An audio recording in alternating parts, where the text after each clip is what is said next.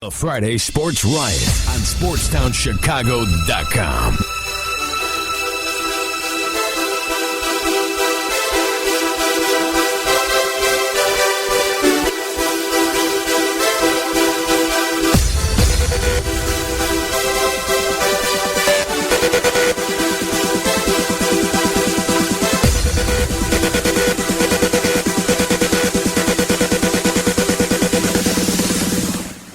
What's up? This is the Friday Sports Riot on SportsTownChicago.com. I'm Ryan Hoppy. And I'm Ryan Stuppridge. Call the show and get on the air. It's not too hard. 630-403-5200. That is 630-403-5200. And if people are shy, Ryan, and they don't want to call in, what is your Twitter handle so they can tweet you live here at Sportstown Chicago? You can tweet at me at Ryan Stuppridge.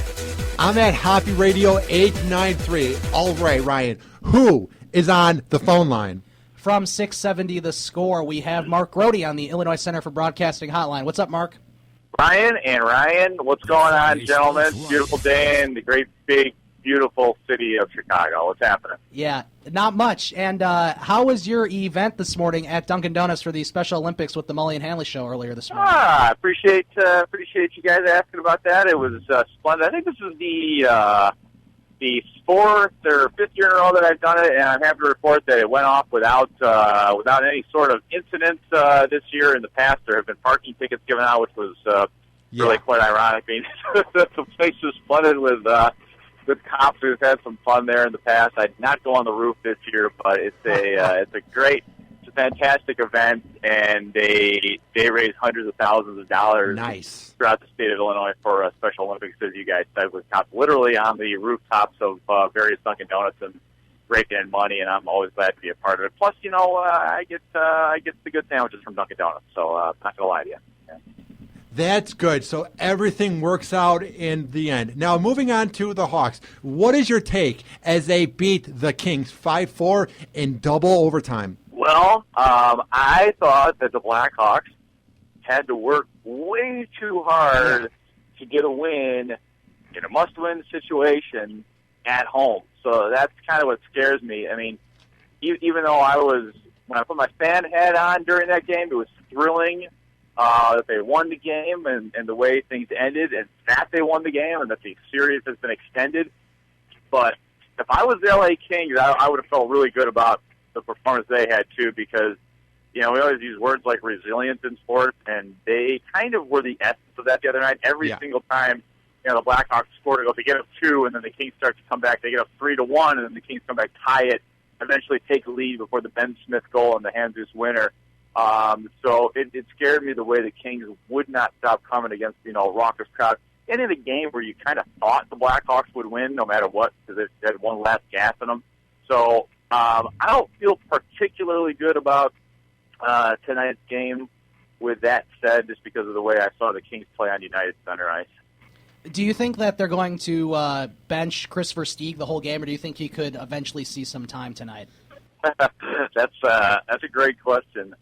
The way Joel Quenneville was talking, he made it sound like, unless it was just heat of the moment, he certainly made it sound like we weren't going to see Chris Versteeg. I haven't seen any of the early reports yet on whether or not he's an all-out healthy scratch. Joel Quenneville does love his veteran players. I mean, Michael Handzus scored the game-winning goal the other night. A lot of people thought that he should have been sitting out and wondered, when is this guy going to be a healthy scratch? And, Joel Quenneville kept with him, and he did what he did the other night. So, it's, he does have the veteran factor that Joel Quenneville likes. So we'll see. Mark, what the hell is going on with Chris? I mean, this is a guy who has helped us win 2 cups in 5 years, and now he just looks like a shell of himself. What do you think is going on with Chris? You're still talking about Versteeg when you say Chris? Yeah. It's hard to tell because I hope we don't hear. Here's the only thing I'll say, Ryan. If we hear after this thing is all said and done that Chris Versteeg had an injury, and I'll even throw Patrick Sharp in there for that matter. If we hear that, I'm going to be angry. Right. Because I get it that these guys, that it's a hockey thing to play through injuries. It's sports mentality to play through injury.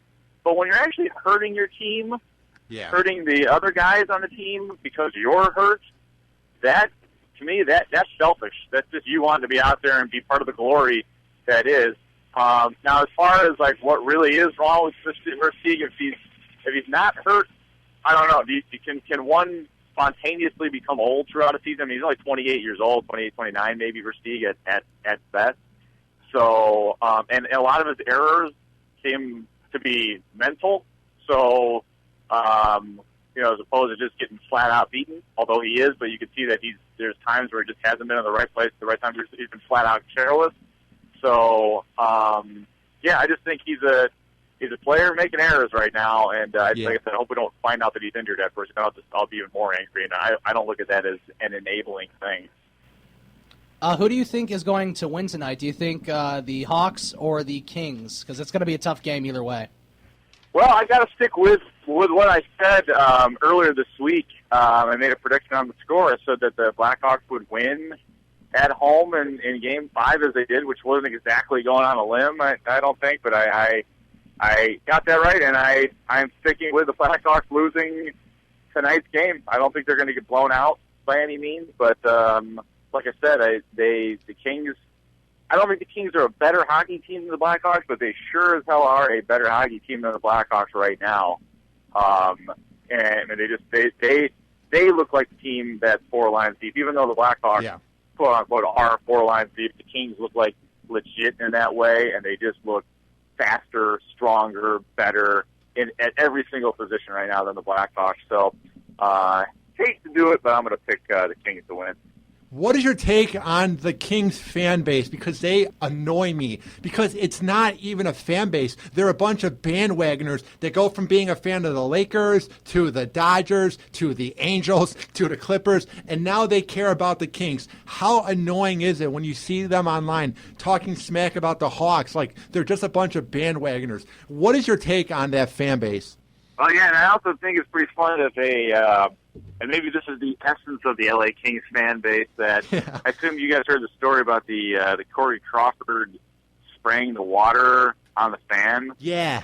There was a fan who came a little bit undone, that Corey Crawford gave him a little spritz in the face, which is probably not a great idea by Corey Crawford, but the fan is attempting to, or did, press charges. Oh, come on. Seriously, it's water.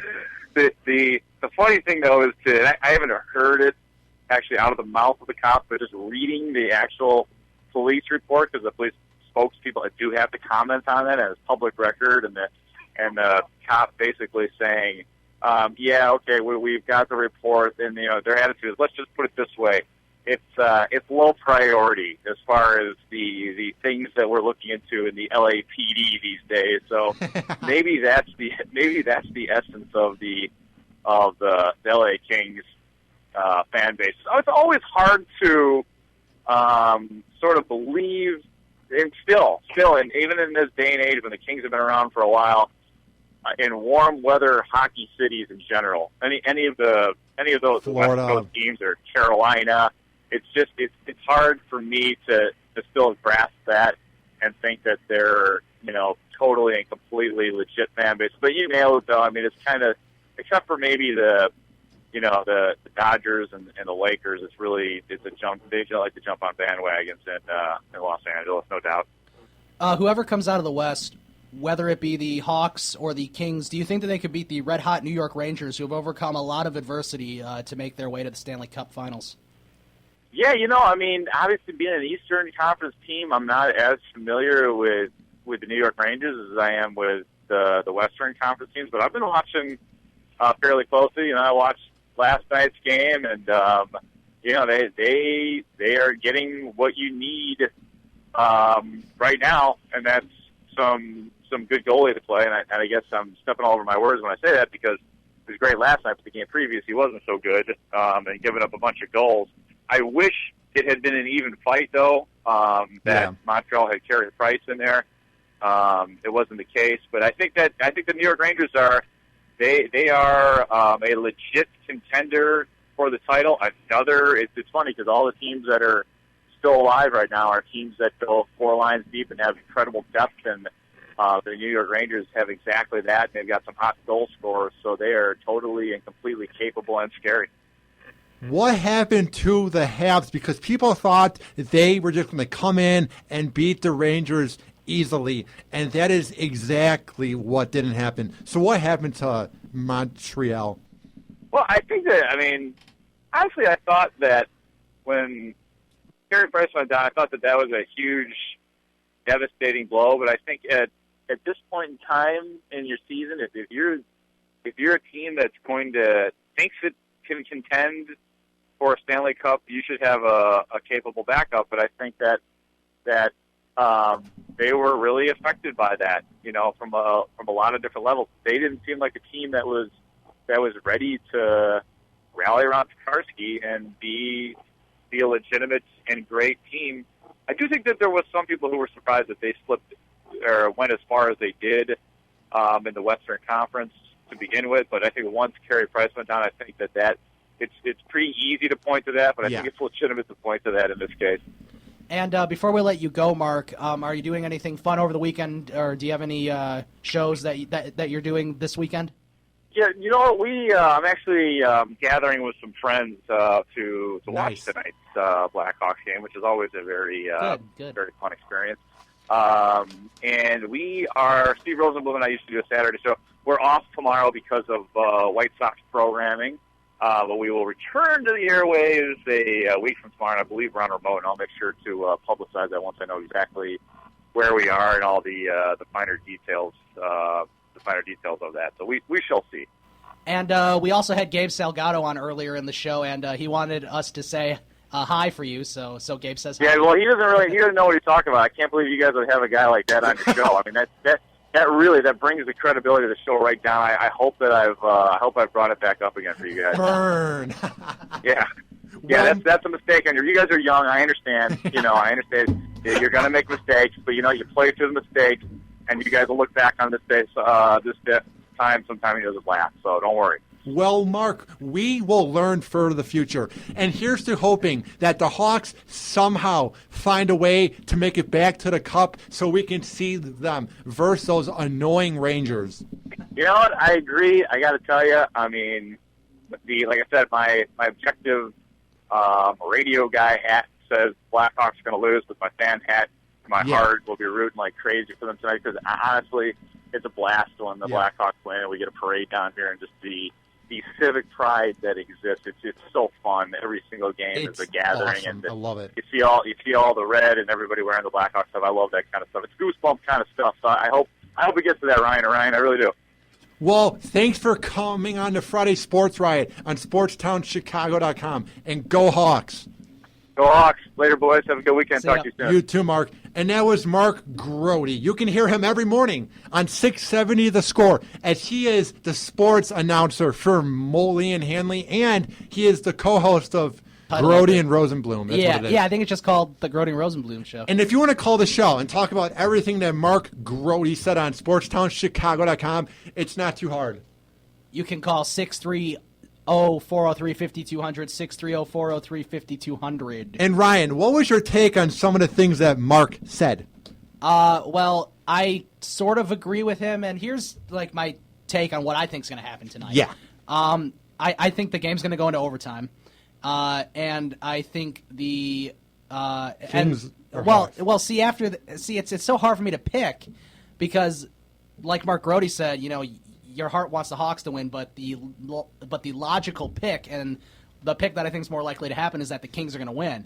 But the Hawks have proven people wrong before when they won against Detroit last year, and they did all that stuff. So I think it's definitely going to go into overtime. But it's just so hard to pick a winner. I guess I'll pick the Hawks. The Friday Sports Riot on SportsTownChicago.com.